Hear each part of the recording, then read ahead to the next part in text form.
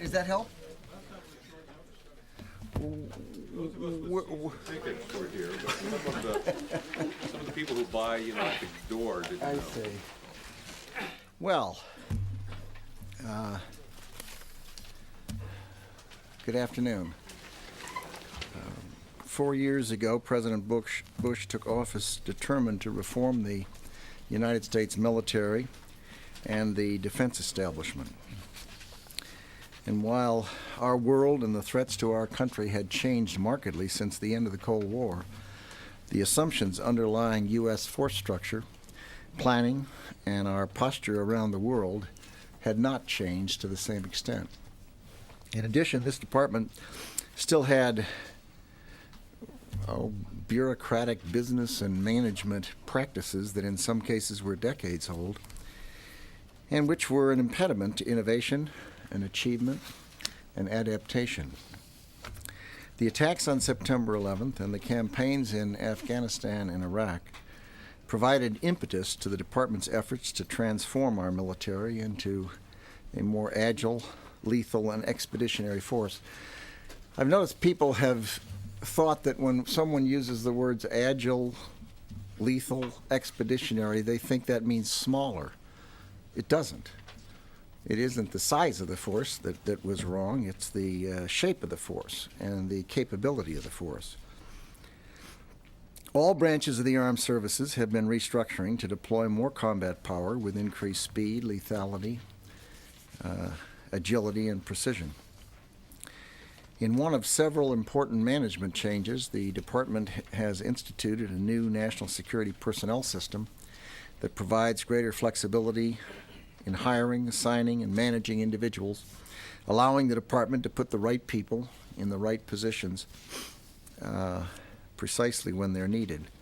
And we look forward to the steps that are going to be taken with respect to that new system in the week ahead. And thanks to the capabilities of our forces and the bravery and professionalism of our men and women in uniform, some 50 million in Afghanistan and Iraq have been liberated from dangerous regimes and have recently had the opportunity to choose their own leadership. President Bush's fiscal year 2006 budget request of $419.3 billion builds on these achievements and reflects the following key factors. First, as a nation at war, an overriding priority must be to ensure that commanders have the troops and the equipment that they need to prevail in the global struggle against extremism. At the same time, we have to prepare for future threats, both conventional and asymmetric, and continue to reform the defense establishment accordingly. We must take care of our troops by ensuring that they and their families receive the support they need in recognition of their sacrifices and their service to our country. And finally, the department must be a responsible steward of the sizable sums that the President is asking the American taxpayers to invest in core defense programs for the coming year and the forward year defense plan. Tina Jonas, the Comptroller of the Department, and Vice Admiral Bob Willard, Director for Resources of the Joint Staff, are going to provide some detailed presentations on the defense budget, and they will be available to respond to questions. I certainly want to thank them, and I should also thank the literally hundreds and hundreds of people in the department, military and civilian, who've been working since last January here in the building as well as out in the combatant commands and in the joint staff and in the services to fashion what I believe is an excellent budget for the Department of Defense for the coming year and the period ahead. And with that, I will ask Tina and Admiral Willard to come up. Just one question on the budget. You want one question? You don't want anyone else to get one? Well, is that, Charlie? I'd That like kind to of lead off the question. Did I take that correctly? Just to lead off the question. The budget suggests that the budget shows that Army spending is going down by $300 million in fiscal. Which, as you know, is not the case. Well, that's what I say. I should have mentioned that. I'm sure Tina and Bob will. The only way you can look at this budget is to look at the supplementals with it. And it would be a misunderstanding of the situation to come to the conclusion that you pretended you had come to. But of course you did not, being as knowledgeable as you are. Are they in fact hiding non-combat costs in the supplemental? No, by of course not. accelerating No, it? that would be wrong. And we wouldn't do that. What's happening here is that we started building this budget a year ago, January. That's 13 months ago. Now think of this. We're in the 21st century with emails and camcorders and all kinds of fancy things, digital cameras. And so you start building the budget in January of last year, send it to the Office of Management and Budget of December of this year. They worry through it and send it to the Congress in February of this year. The Congress then looks at it and does what they do over February, March, April, May, June, July, August, September, maybe October, maybe November. And the world's going on, and then that budget is in play and funding activities from October 1st of this year to the September 30th of the following year. That's a total of 2.5 to 3 years, the cycle. Now, what does that mean? That means that if there's no way in the world anybody, a family, a business, this government, can plan that way, that well, over that long a period of time. It's just not possible. So what do? You have supplementals for those things that are of an emergency nature. The supplemental that we have received already for this year was $25 billion. There will be a supplemental, I believe, released next week, probably. And we will have a stake in that as well, a sizable stake. The Army is engaged in a multiplicity of activities. They are, and I'm going to only mention a few of them, they're in the process of rebalancing the skill sets as between the active force and the reserve components, so we don't have to overuse the reserve components. That means you have to retrain people and re-equip people to do different things than they previously were doing. In some instances, within the reserve component and or within the active component, also skill sets will be being revised, and some will be discontinued, and others will be added. That costs money and takes equipment. The Army is in addition expanding from 33 combat brigades to 43 in the active force, and a similar increase, not the same numbers, but proportionally I think it's about the same, in the reserve component. In doing so, they're pulling capability down from the divisions into the brigades and changing the capabilities of those brigades. That costs money. Now, they're doing it at a time that they're bringing back forces and resetting them from their deployments in Iraq, Afghanistan, Bosnia, Kosovo, wherever, around the world, Korea. And to do that, it offers a wonderful opportunity to do all of those things at once. And so what they decided to do was, because the bulk of that was in the nature of resetting the force, they decided to put it in the supplemental for this year and next year. And thereafter, we'll decide what portion of these various activities, which all impinge on each other, ought to be in a supplemental as opposed to being in the regular budget. But this is it's all right out in the open. We just met with all the Big 12 appropriations and armed services committees of both houses and walked through that very point with them. Secretary, you said it's not the... that sounds almost accusatory. You said that it's, just now, you said that it's not the size of the force that's wrong, but the shape of the force that's wrong. Is that a tacit admission that the 30,000 additional troops have been added to the Army will likely be made a permanent addition? The Army's wrestling with that question, and I'll tell you why. Because here again, there's 3 or 4 things happening at once that makes it more complicated than things normally are. We know that the ground forces are stressed, and we know that we've had to increase them, and we have by about 20,000. The Army's gone up. We've done it under our emergency authority without any necessary change in statutory end strength. So that's one number for the sake of argument. And that's how we're going to get this added combat capability to go from 33 to 43 combat brigades. But we're also gaining something else. We're gaining additional military personnel in all services as a result of the fact that we're switching tens of thousands of jobs away from military personnel towards civilian and contract personnel. So all of those military people are freed up. So that's another number. In addition, the Army is going through so many changes that we could add still another, and that is the fact that they're going to have people serve somewhat longer in positions. That means there are going to be fewer permanent changes of station. There's going to be greater longevity in spots, which of course means less wear and tear on families, less spouse changing jobs, less kids being hauled out of high school. So that's another advantage that accrues to the Army in terms of man years of military personnel available to be used. We're bringing people home from overseas, and we're swapping out ships. There's just a whole series of things we're doing that we believe will put less strain on personnel.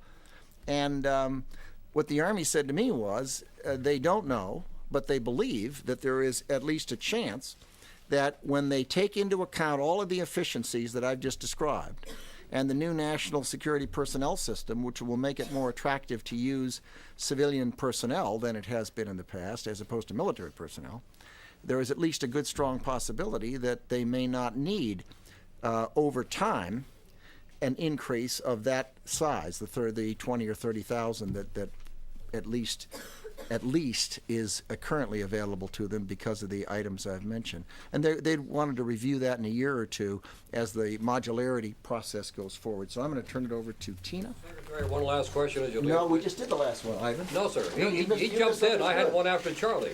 Remember? Tina and Admiral Willard, you're up. Thanks, folks. Thank you. Thank you. It's good to be here again this afternoon to talk with you about our fiscal year 2006 defense budget request. I will go through some of the numbers with you, and Admiral Willard will talk to you about some of the capabilities that we are investing in, and then we'll take a few of your questions. Okay. For fiscal year 2006, our budget top line is $419.3 billion. This is an increase of 4.8% over the enacted 2005 budget.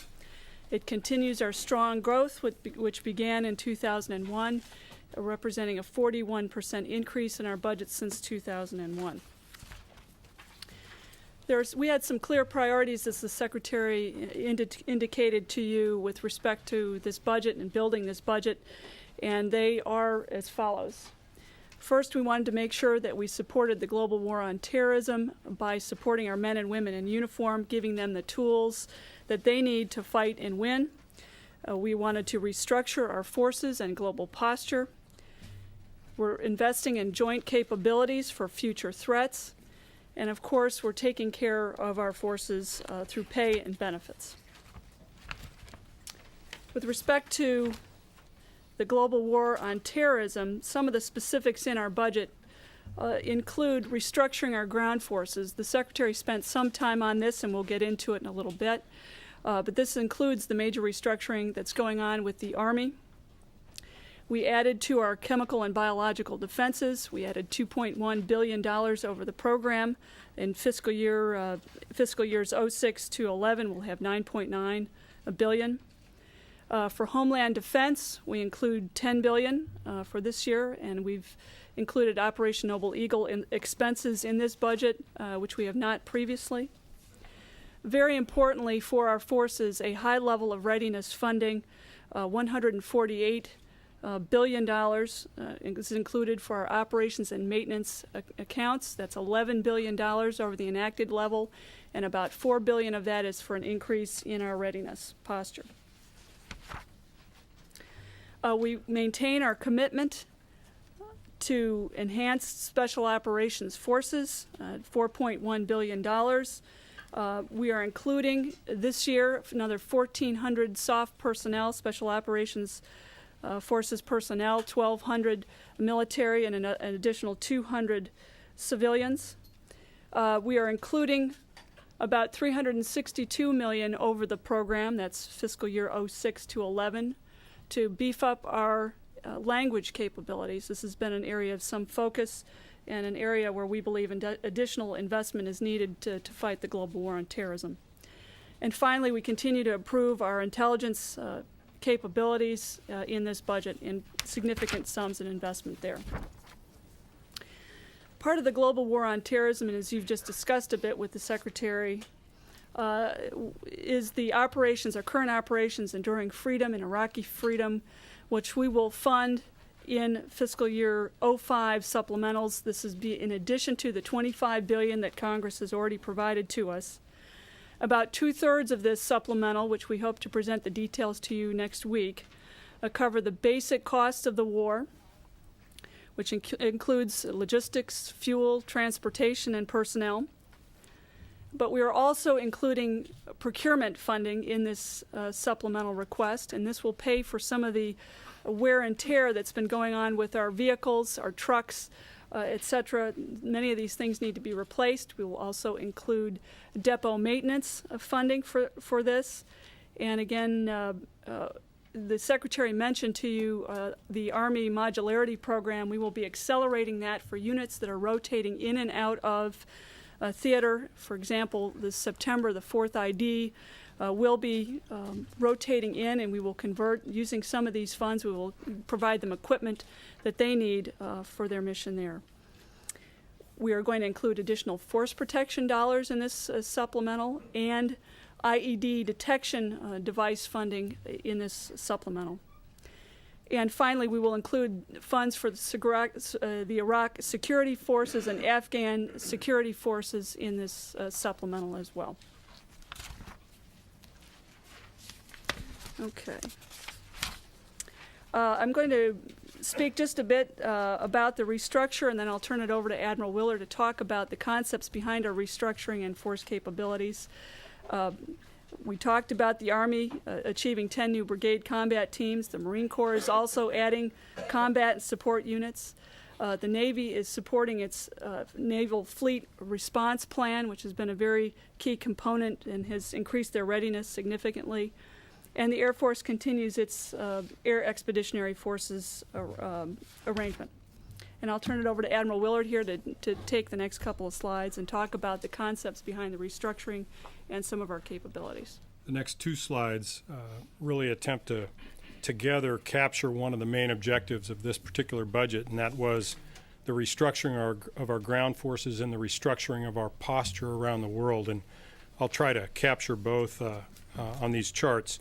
The first one that you see focuses on the Army and the Marine Corps, and frankly, they're central to that restructuring process. For the Army, the Secretary alluded to it, we're departing from the division-centric Army of old, and instead we're transitioning to a brigade combat team concept for the Army that's going to be much more rapidly deployable and much more agile, and frankly has a strong part to play in current operations as well as our concepts for the future. So this is a major reorganization of the United States Army.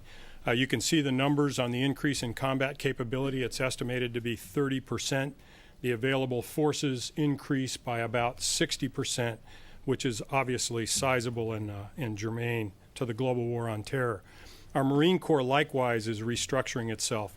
The Marines are adding 2 infantry battalions and then a combination of combat and combat support elements in smaller numbers that will complete a restructuring to enable the Marine Corps to be likewise more rapidly deployable and a little more agile and supportive to what we're doing. On the next slide, we refer not to an internal restructuring of our forces, but rather a reposturing of our forces around the world. First, there is a global posture initiative that I know many of you are already familiar with that attempts to change the laydown of U.S. armed forces throughout the world. In addition, it brings troops home from Europe to the tune of about 70,000 military members and about 100,000 of their family members. And this is ideally suited to, the laydown worldwide is ideally suited to facilitate our concepts for rapid deployment throughout the world. Complementary to this is the base realignment and closure initiative, which, while not impacting forces outside of the continental United States, restructures our forces from within with two main objectives, and one is to decrease excess infrastructure that we've identified we have had in the past, and also to posture internal to the U.S. for the return of the forces that are coming back from Europe. The next slide attempts to capture just a menu of future joint capabilities. The first one that talks about network, ground, and air system is really represented by the future combat system of the Army. While modularity reorganizes our Army around the brigade combat team, future combat system modernizes that Army with 18 technologies and a network concept that's intended to take the Army into the 21st century. The stealthy, agile ships and near-shore operations are our future concepts for expeditionary ops and center around platforms programs like the Littoral Combat Ship. The multi-mission surface ships are DDX-like. Our air dominance, which has been core to our investment in past budgets, is likewise supported in this one with future systems like Joint Strike Fighter and F-22. In space, we have many initiatives ongoing. One that is illustrative, I think, of the future combat capabilities is transformational satellite, which is magnitudes increase in our bandwidth capability and is providing us for secure comms in our future operating concepts. And finally, we have supported in this budget missile defense activities in order to achieve what we desire in the future in that regard. Tina? Okay. And of course, taking care of our forces is a very important part of this component of this budget. We provide a military increase in pay of 3.1%. This is up about 25% since 2001. We continue to invest in that area. In the housing area, we maintain our commitment to no out-of-pocket costs for our military.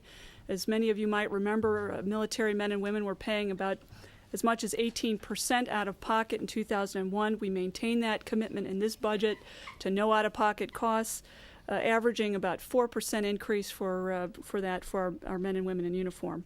We continue the elimination of inadequate housing. By 2007, we will have completed our effort to eliminate all inadequate housing in the United States, and by 2009, we will complete overseas inadequate housing units. The total number of housing units that we expect, new housing units, is about 172,000 by 2007. So these are nice new homes for our men and women in uniform. Healthcare is also a very important component of this budget. What is new and funded here are benefits for TRICARE eligibility for Guard and Reserve. We add for that, and also an educational benefit is funded here for our Guard and Reserves. So those are some of the things that we're doing to support our men and women on the benefit side. And just in conclusion, I think we've got a very strong and balanced budget here that funds the support of the war on terrorism, that restructures our forces and global posture, which gives us the kind of joint capabilities that we need for future. And of course, we take care of our forces as always. So with that, we'd be glad to take your questions. How much will be spent on the Army modularity program in the upcoming supplement? Good question. We're supposed to give you details next week. It's the fraction of modularity that is demanded in the here and now to fight this war fight. So again, while we're not in a position today to give out specific figures, the Army had to rationalize the supplemental request for modularity on the basis of what would service current operations, cost of war. Can you talk a little bit about how this defense budget and the long-term plan is going to help reduce the federal deficit? As you know, President Bush came out today and about annual, like a lot of the agencies are going to get about 2% increase. You're getting a 4.8% over last year. Where has the Pentagon paid at the bank in terms of cutting the deficit, i.e. the PBD? How much has that played into your plan? We were planning to a number of about 422 billion last year, so we've taken a little bit of a slice. But in this current year, it's we think we've provided some for that purpose. Over the program, we cut about 55 billion and then added back approximately 30 billion primarily for the Army's restructure. So what's the net on that 55 million? So like 30 billion long-term cut? Well, we took about, we added the 25, so, we can get you the exact numbers on that. I know we were going to talk to you about that, but I think in overall, I think we took some significant cuts, but we think it's balanced, and we've realigned our program consistent with the President's priorities and consistent with the Secretary's I have priorities. a question for Admiral Willard, please. Admiral is a former F-14 driver. You talk about air dominance. Some experts looking at this budget say the Achilles heel is the hit the Air Force took. Instead of getting its 381 requested Raptors, it's only getting 179.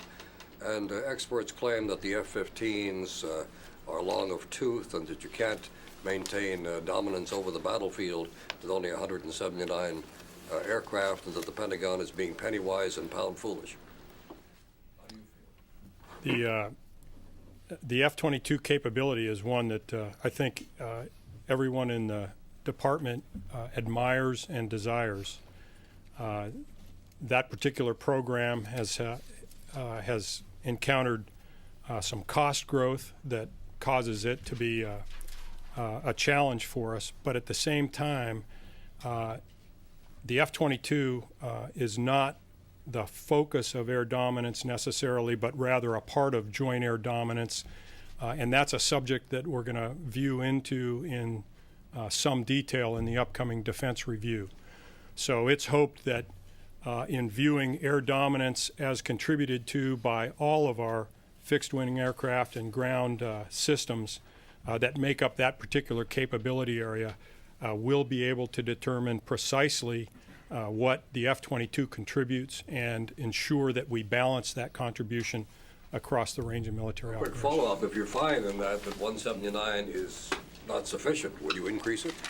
Increase the numbers? Because I the Joint think Strike Fighter is not a fighter. the defense review is intended to complete a holistic view of air dominance, and I think the department is prepared to give any consideration to the conclusions that we draw from the review. Yeah, some members of the House and Senate Armed Services Committees are saying that this budget is underfunded.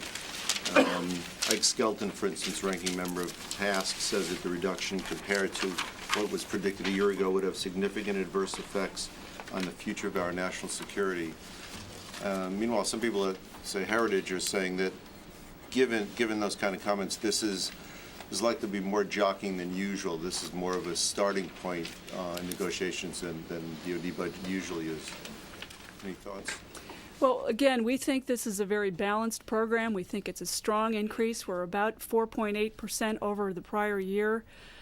We think that is sufficient for us to take care of our men and women in uniform, provide them the tools that they need, the resources that they need to fight the global war on terrorism. I think particularly if you take the budget and the supplemental as a package, we have done a balanced job in attending to current operations, global war on terror in the future, the transformation of the force and readiness collectively. So it's a good budget. You have some more work to do with the committees, or? I want to ask you on two other cuts you made, get your rationale on it. It's too bad the Secretary didn't stick around longer on these points. The missile defense, you got $1 billion cut this year, $800 million a year going forward, and going down from 12 to 11 aircraft carriers. Can you explain the rationale on each of those? Admiral? The I'll attend to the last one first, if I may. Just the decisions that were made through the 3-week period in December were informed decisions that involved participation by all of the services and leadership in the department. And some of the savings that were offered were based on a variety of future operations concepts and the ways to get there, and some of the changes that have been made that have changed the way we do business in the last 3 years.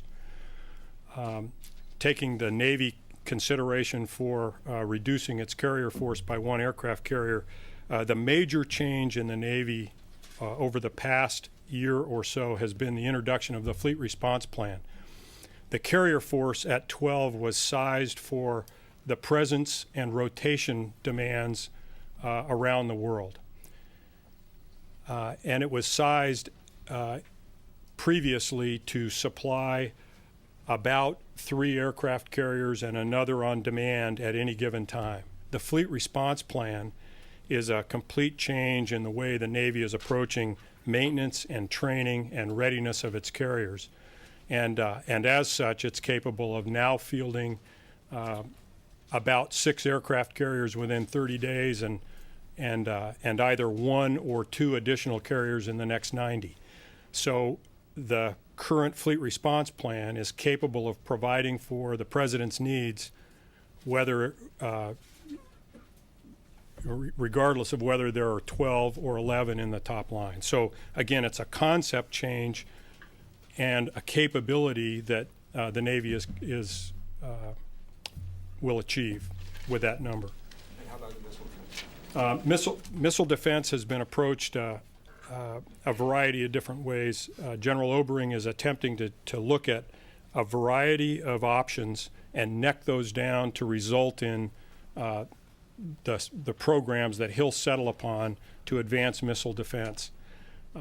There is a combination of efficiencies in those savings and the initiation of that process, whereby some of the optional programs that were previously being funded are now being narrowed down to those that are showing the most promise in development. Last year, Congress took the initiative to provide the extra $25 billion, basically to provide gap coverage between the calendar year and the fiscal year. As we get to the end of this fiscal year, how will you expect this time for the services to cover those basically last 3 months of the calendar year? Well, first of all, first things first, we need to get our fiscal year 05 supplemental before the Congress.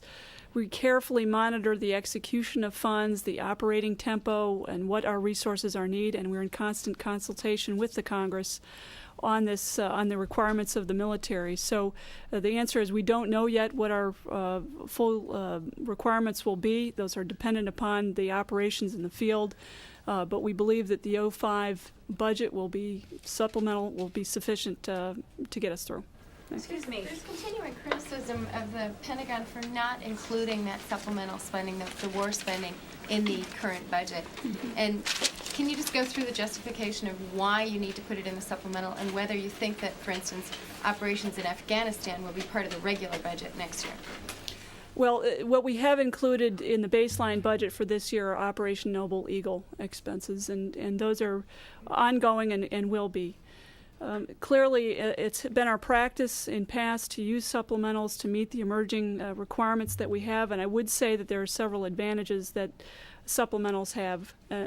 Primary among them is that it allows us to be more accurate in our estimating and allows us to be flexible in those resource requirements, and the Congress has been absolutely terrific on helping us pass these supplementals quickly, and we hope that they will pass this supplemental quickly as well. Thank you very much. Wanted to ask how the impact on the defense industrial base of some of these out-year cuts is going to play into the budget. For example, the Air Force told us last week that shutting down the C-130J line will cost between about $500 million and $1 billion, which isn't included in any of the budget projections. Where does that and costs like that fit into your plan? I'll let Admiral talk to that. Yeah, I mean, it's certainly a consideration, and I think in all of our deliberations, to include the upcoming defense review, the impact of our decisions on the industrial base and the adequacy of the industrial base to support the department is always part of the ongoing considerations when we ultimately decision. The lines that pertain to the savings that were taken in December are once again going to be part of capability areas reviews in this upcoming defense review this year. And in that, we view not simply the single program that you're referring to, but all of the programs that contribute to capabilities areas where the department is heavily invested. What about the shutdown costs? Do you have any idea about what the scale back costs will come to for all of these different changes?